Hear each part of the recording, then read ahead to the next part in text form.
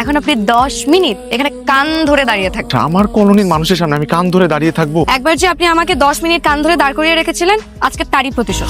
1 2 3 4 5 6 7 8 9 10 শেষ, গেলাম ভাই।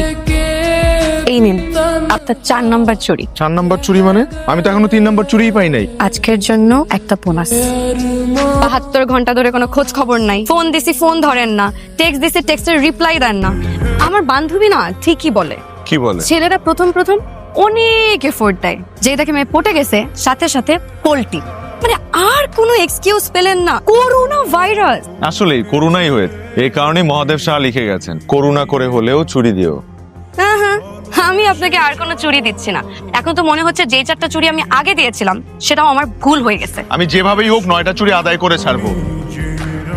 আমি অনেকক্ষণ ধরে দেখছি আপনি 1 ঘন্টার উপর বসে আছেন, কোনো প্রবলেম? প্রবলেম তো একটা আছে, একজন লোক আমাকে এখানে ইনভাইট করেছেন। এখন ইনভাইট করার পর 40 মিনিট যাবত আমি এখানে ওয়েট করছি, কিন্তু সে এখনো আসছে না, সে ফোনও ধরছে না। কি করবো কিছু বুঝতেও পারছি না। আপনি এক কাজ করতে পারেন, আপনি ওনাকে খুঁজে বের করে ওনার কানটা ধরে ট্রেনে নিয়ে আমার কাছে নিয়ে আসেন। উনি যেহেতু কথা দিয়েছেন, আমার বিশ্বাস উনি আসবেন। আমারও মনে হয় উনি যেহেতু কথা দিয়েছেন উনি আসবেন। Excuse me ma'am, this is your food.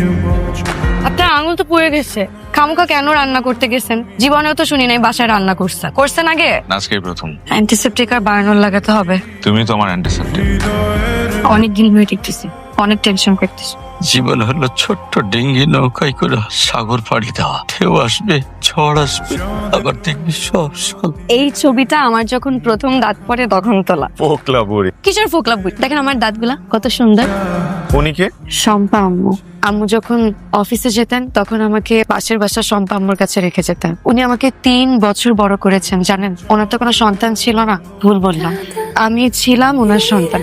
উনি আমাকে কথা বলা শিখিয়েছেন, আমাকে ঘুম পাড়িয়ে দিতেন। উনি এখন কোথায়? জানি না, ওনার নাকি বাচ্চা হচ্ছিল না, তাই ওনার হাজবেন্ড ওনাকে ডিভোর্স দিয়ে চলে গেছে। তারপর উনি এখান থেকে চলে যায়, আর পরে কোনো নাম ঠিকানা কিছুই পাই না। এই মানুষটা আমার জন্য এত কিছু করেছেন, কিন্তু আমি না তার জন্য কিছুই করতে পারি নাই। আমি যদি একবার তার মাথায় একটু হাত বুলিয়ে দিতে পারতাম, আমার যে কি শান্তি লাগতো। ভালো মানুষগুলোর সাথে সবসময় এমন কেন হয়? আত্মীয় শব্দটা কখনো খেয়াল করে দেখেছো? শুধু রক্তের বন্ধন থাকলেই কেউ আত্মীয় হয় না, আত্মার বন্ধন থাকতে হয়। আত্মার বন্ধন থাকলেই সে প্রকৃত আত্মীয়।